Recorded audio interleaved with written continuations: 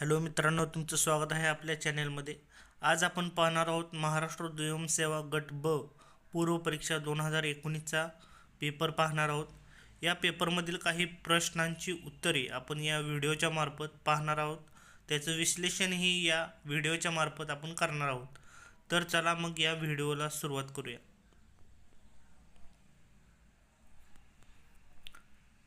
तर पहिला प्रश्न आहे, खालील विधाने विचारात घ्या. ए ऑप्शन आहे, 2017 साली कार्बन डायऑक्साईडचे सर्वाधिक उत्सर्जन करणाऱ्यांमध्ये भारताचे 4थे स्थान आहे. बी ऑप्शन आहे, 2017मधील जगात सर्वाधिक उत्सर्जन करणाऱ्यामध्ये चीन, अमेरिका, युरोपियन युनियन आणि भारत या चौघांचा समावेश असून त्यांचा जागतिक उत्सर्जनामध्ये हिस्सा 58% आहे. ऑप्शन क्रमांक सी, जागतिक उत्सर्जनामध्ये भारताचा हिस्सा 15% आहे. तर यामधील आपल्याला खाली दिलेला आहे प्रश्न, वरीलपैकी कोणते विधान बरोबर आहे ते शोधायचं आहे. तर त्यासाठी आपल्याला माहीत पाहिजे की भारत हा जगातील 4थ्या क्रमांकाचा CO2 उत्सर्जित करणारा देश आहे. त्यानंतर सन 2017मध्ये जागतिक उत्सर्जनात भारताचा वाटा हा 7% होता आणि CO2 उत्सर्जनात चीन हा जगातील सर्वात मोठा योगदान देणारा देश आहे. आणि आपले जे विधान बरोबर आहेत ते ए आणि बी हे विधान बरोबर आहेत.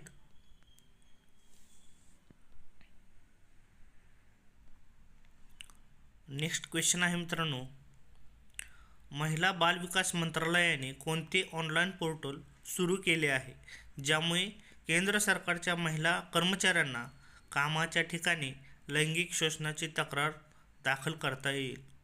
ऑप्शन ए आहे, शी पॉवर, शी प्रोजेक्ट, शी बॉक्स, फेम बॉक्स. तर यामधील करेक्ट आन्सर आहे मित्रांनो, शी बॉक्स. महिला व बाल विकास मंत्रालयाने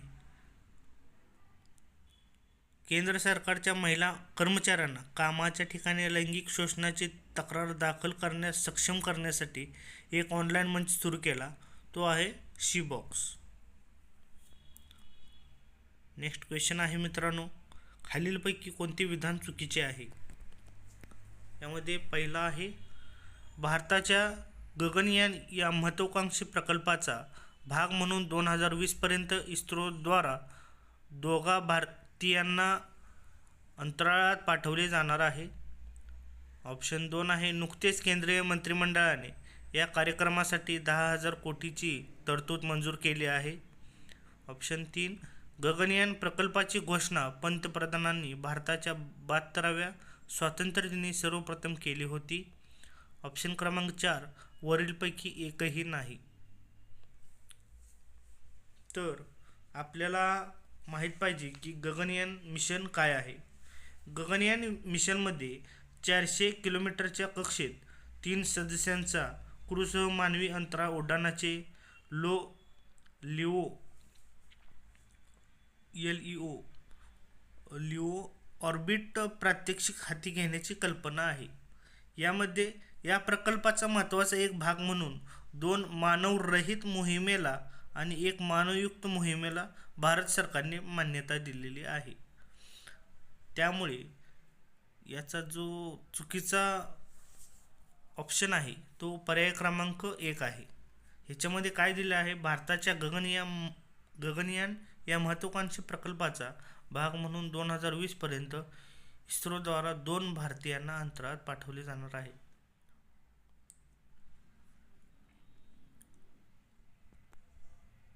नेक्स्ट क्वेश्चन आहे,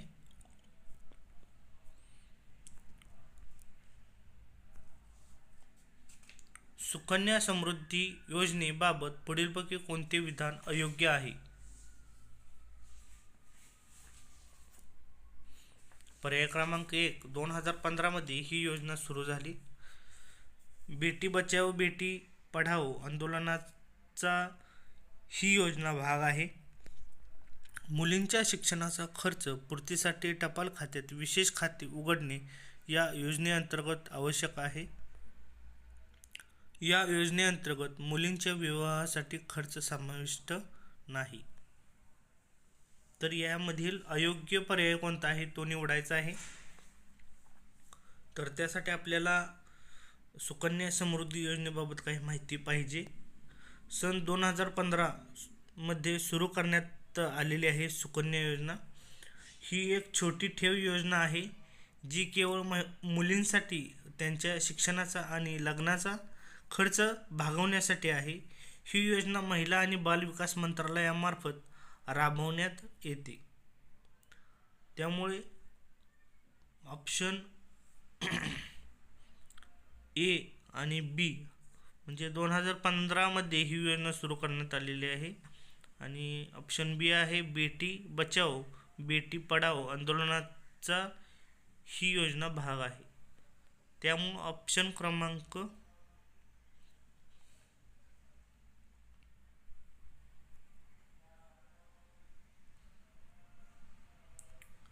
हे ए आणि बी योग्य पर्याय आहेत. अयोग्य पर्याय आहेत सी आणि डी आहेत.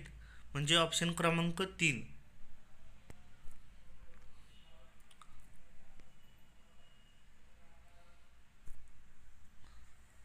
नेक्स्ट क्वेश्चन आहे 2018च्या पद्मभूषण पुरस्काराबाबत जोड्या लावा.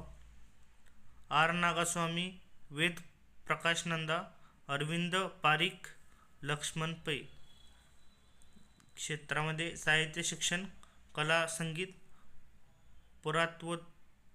पुरातत्व शास्त्र, कला, रंगचित्रकला.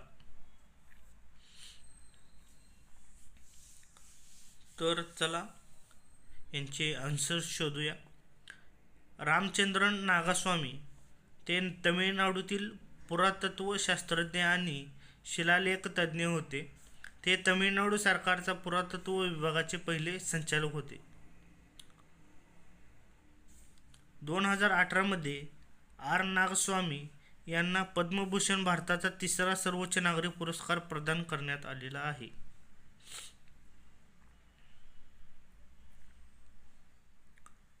त्यानंतर वेद प्रकाश नंदा हे USA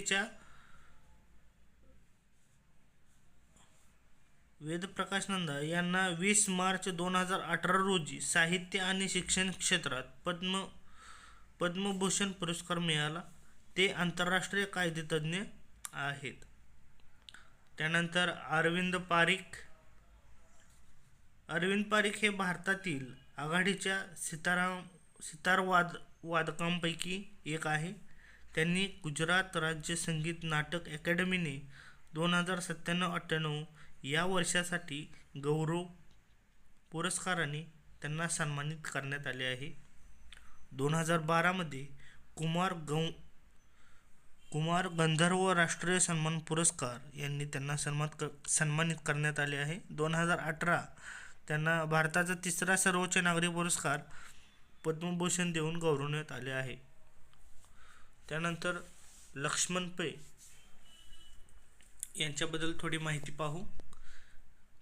ते गोवा मुक्त चळवळीचे एक भाग होते आणि गांधीजींच्या सत्याग्रह चळवळीत सहभागी झाल्यामुळे त्यांना तुरुंगवास भोगावा लागला होता. पै यांना 2दा ललित कला अकादमीचा राष्ट्रीय पुरस्कार मिळाला आहे. कला क्षेत्रातील भारत सरकारकडून त्यांना भारताचा तिसरा सर्वोच्च नागरी पुरस्कार पद्मभूषण देऊन त्यांना गौरविण्यात आले आहे. तर आन्सर्स आहेत आर नागास्वामी हे पुरातत्वशास्त्र, वेद प्रकाश नंदा साहित्य शिक्षण, अरविंद पारिख कला संगीत, लक्ष्मण पै हे कला रंगचित्रकला. तर नेक्स्ट क्वेश्चन्स पाहणार आहोत मित्रांनो आपण.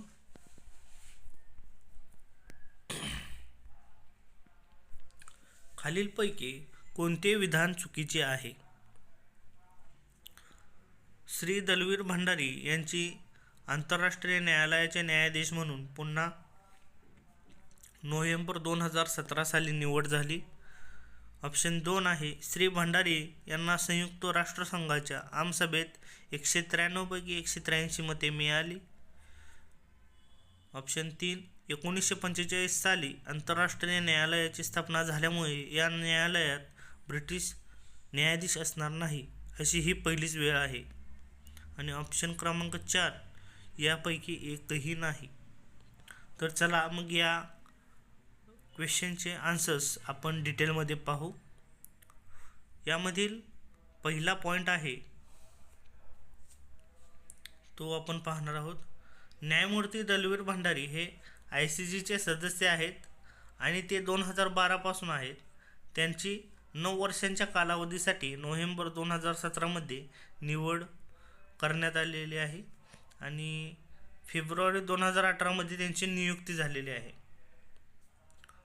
त्यानंतर दुसरा ऑप्शनबद्दल आपण माहिती पाहणार आहोत.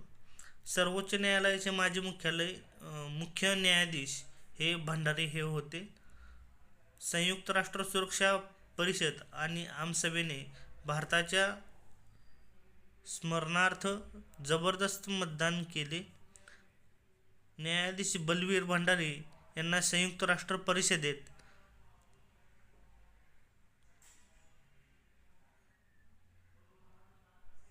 सर्व 15 मते आणि संयुक्त राष्ट्र आमसभेत 193 पैकी 183 मते मिळालेली आहेत. त्यानंतर ऑप्शन क्रमांक 3चे आपण डिटेल्स पाहणार आहोत. ICJ स्थापना सन 1945 मध्ये संयुक्त राष्ट्रांच्या सनदीद्वारे झाली आणि 1946 साली काम करण्यास सुरुवात झाली. ICJचे हे संयुक्त राष्ट्र सर्वसाधारण सभा आणि संयुक्त राष्ट्र सुरक्षा परिषदेद्वारे 9 वर्षांच्या कालावधीसाठी 15 न्यायाधीशांचे बनलेले आहे. त्यात 193 राज्य पक्ष आहेत आणि अध्यक्ष रॉनी अब्राहम.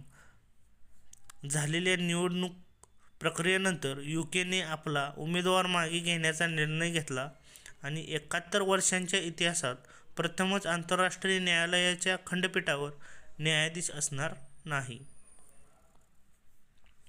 त्यामुळं चुकीचे ऑप्शन आहे पर्याय क्रमांक 4 यापैकी एकही नाहीत. हे तिन्ही ऑप्शन्स बरोबर आहेत.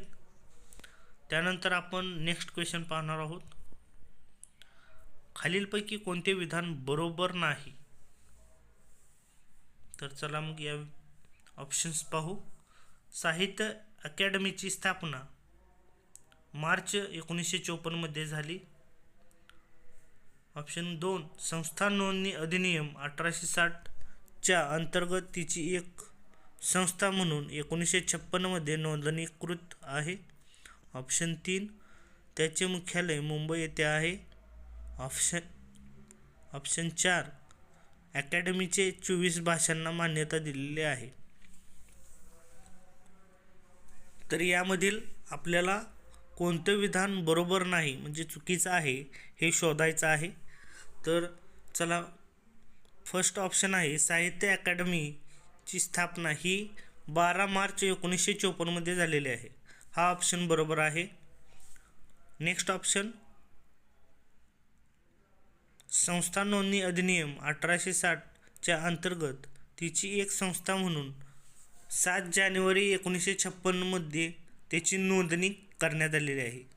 7 जानेवारी 1956 मध्ये सोसायटी नोंदणी कायदा 1860 अंतर्गत ती सोसायटी म्हणून नोंदणीकृत करण्यात आलेली आहे. त्यानंतर ऑप्शन C आहे त्याचे मुख्यालय मुंबई येथे आहे. त्याचे मुख्यालय हे नवी दिल्ली येथे आहे मित्रांनो. आणि ऑप्शन क्रमांक 4 अकॅडमीने 24 भाषांना मान्यता दिलेली आहे. ऑप्शन क्रमांक 4 हा बरोबर आहे. ऑप्शन क्रमांक C म्हणजे ऑप्शन क्रमांक 2 फक्त C हा ऑप्शन बरोबर नाही मित्रांनो. त्यामुळे आन्सर 2 येणार आहे.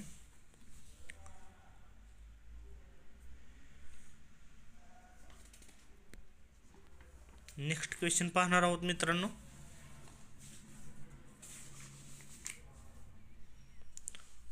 मुंबई शहरासंबंधी पुढील विधानांपैकी कोणते विधान असत्य आहे? ऑप्शन क्रमांक 1, मुंबई हे बिबट्यांचा अधिवास केंद्रस्थानी असणारे एकमेव शहर आहे. ऑप्शन बी, मुंबई शहरातील 4 प्रमुख नद्या म्हणजे मिठी, दहिसर, पोईसर आणि ओशिवरा. ऑप्शन क्रमांक 3, दहिसर, पोईसर आणि मिठी नद्यांचा उगम तुळशी तलावातून होतो. तर यामधील असत्य विधान कोणतं आहे ते आपल्याला शोधायचं आहे मित्रांनो. तर चला मग आपण डिटेलमध्ये पाहू. ऑप्शन क्रमांक 1, मुंबई हे बिबट्यांचा अधिवास केंद्रस्थानी असणारे जगातील एकमेव शहर आहे. यामध्ये मुंबई हे पृथ्वीवरील सर्वात घनदाट शहरी केंद्रापैकी एक आहे. संजय गांधी राष्ट्रीय उद्यानाभोवती एक विलक्षण परिसंस्था निर्माण झाली आहे. मुंबई हे एकमेव शहर आहे ज्याच्या मध्यभागी बिबट्यांचा अधिवास आहे. मुंबई राष्ट्रीय उद्यानात 47 बिबटे आहेत. त्यानंतर ऑप्शन क्रमांक 2 हा पाहणार आहोत. त्याच्यामध्ये काय दिलं आहे? मुंबई शहरातील 4 प्रमुख नद्या म्हणजे मिठी, दहिसर, पोईसर आणि ओशिवरा या आहेत. आता पहिल्यांदा आपण पोईसर नदी संजय गांधी राष्ट्रीय उद्यानातून उगम पावते आणि मारवे खाडीत जाऊन अरबी समुद्रास मिळते. मुंबईतील मिठी नदीचा उगम हा पवई आणि विहार तलावातून होतो. मुंबईतील दहिसर नदी ही 12 किलोमीटर अंतरावर संजय गांधी उद्यानात जवळील तुळशी तलावात उगम पावते.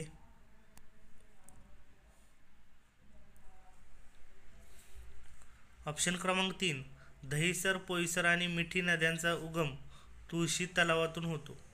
तुळशी तलावातून ओन्ली दहिसर नदीचा उगम होतो मित्रांनो. मुंबईतील दहिसर नदी 12 किलोमीटर अंतरावर संजय गांधी राष्ट्रीय उद्यानाजवळील तुळशी तलावात उगम पावते. ओन्ली दहिसर नदी येणार आहे मित्रांनो त्यामध्ये. आणि एक नदी आपली राहिलेली आहे ती आहे ओशिवरा नदी. ओशिवराचा उगम कोठे होतो ते पाहूया आपण. मुंबईची ओशिवरा नदी आरे मिल्क कॉलनीपासून सुरू होते. आरे मिल्क कॉलनीच्या पलीकडे थेट गोरेगावच्या टेकड्यांमध्ये जाते आणि मालाड खाडीमध्ये संपते. तर याचा असत्य विधान हे ऑप्शन क्रमांक 3 सी येणार आहे. याच्यामध्ये दिलेलं आहे दहिसर, पोईसर आणि मिठी नद्यांचा उगम तुळशी तलावातून होतो. तर करेक्ट आन्सर आहे सी, ऑप्शन क्रमांक 3 आहे. भारतीय शासनाने सुरू केलेल्या ई-चरक नावाचे पोर्टल कशा संदर्भात आहे? ऑप्शन्स आहेत ऑनलाईन आयुर्वेद औषधालय. ऑप्शन 2, ऑनलाईन आयुर्वेदाविषयीचे मासिक. ऑप्शन क्रमांक 3, ऑनलाईन आयुर्वेदाच्या औषधासंबंधीचे मार्गदर्शन. ऑप्शन क्रमांक 4, ई-चॅनेल वनौषधी, सुगंधी, कच्चा माल आणि आयुर्वेदाचे ज्ञान यासाठी. तर तुम्हाला पहिल्यांदा ई-चरक नावाचे पोर्टल कशासंबंधी सुरू करण्यात आले हे माहीत पाहिजे. National medicine plants and boards, Ayush मंत्रालय आणि centre for development of advance computing CDAC यांनी संयुक्तपणे ई-चरक मोबाईल ॲप्लिकेशन तसेच औषधी वनस्पती व वनस्पतींचा प्रचार आणि विपणनासाठी वेब पोर्टल विकसित करण्यात आलेले आहे. याचा ऑप्शन क्रमांक 4 हा ऑप्शन बरोबर आहे. त्यानंतरचा क्वेश्चन आहे मित्रांनो, पेन्सिल ऑनलाईन पोर्टल हे च्या प्रभावी अंमलबजावणीसाठी आहे. त्यानंतर ऑप्शन्स आहेत मित्रांनो, बालमजूर कायदा आणि राष्ट्रीय बालमजूर प्रकल्प बालकांच्या मोफत आणि सक्तीच्या शिक्षणाचा कायदा RTE 2009. ऑप्शन क्रमांक 3 एकात्मिक बाल विकास सेवा. ऑप्शन क्रमांक 4 लैंगिक अत्याचारापासून मुलांचे संरक्षण कायदा. तर सर्वात आधी तुम्हाला पेन्सिल ऑनलाईन पोर्टलबद्दल माहिती पाहिजे मित्रांनो. जागतिक बालमजुरी दिवस जगभरात दरवर्षी 12 जून रोजी बालमजुरी विरुद्ध जागतिक दिवस पाळला जातो. आंतरराष्ट्रीय कामगार संघटनाने 2002 मध्ये बाल कामगार विरुद्ध जागतिक दिवस सुरू केला आणि जागतिक स्तरावर बालमजुरी आणि ते पूर करण्यासाठी आवश्यक असणाऱ्या कृती आणि प्रयत्नांवर लक्ष केंद्रित केले. सन 2021च्या बाल विरुद्धच्या जागतिक दिवस बालमजुरीच्या निर्मूलनासाठी सन 2021 आंतरराष्ट्रीय वर्षासाठी केलेल्या कारवाईवर लक्ष केंद्रित करतो. पेन्सिल याचा लॉंग फॉर्म आहे platform for effective enforcement no child labour. हे सुरू करण्यात आले सन 2017 मध्ये. कोणाच्याद्वारे? श्रम आणि रोजगार मंत्रालयाद्वारे. त्याचं उद्दिष्ट बालकामगार कायद्यातील तरतुदींची प्रभावी अंमलबजावणी आणि राष्ट्रीय बालकामगार प्रकल्प योजनेची सुरळीत अंमलबजावणी सुनिश्चित करण्यासाठी स्वतंत्र ऑनलाईन पोर्टल आहे. तर याचा राईट आन्सर आहे बालमजूर कायदा आणि राष्ट्रीय बालमजूर प्रकल्प. तर मित्रांनो, तुम्हाला हा व्हिडिओ आवडला असल्यास या व्हिडिओला शेअर करा आणि असेच व्हिडिओ पाहण्यासाठी या चॅनेलला सबस्क्राईब करायला विसरू नका. धन्यवाद मित्रांनो.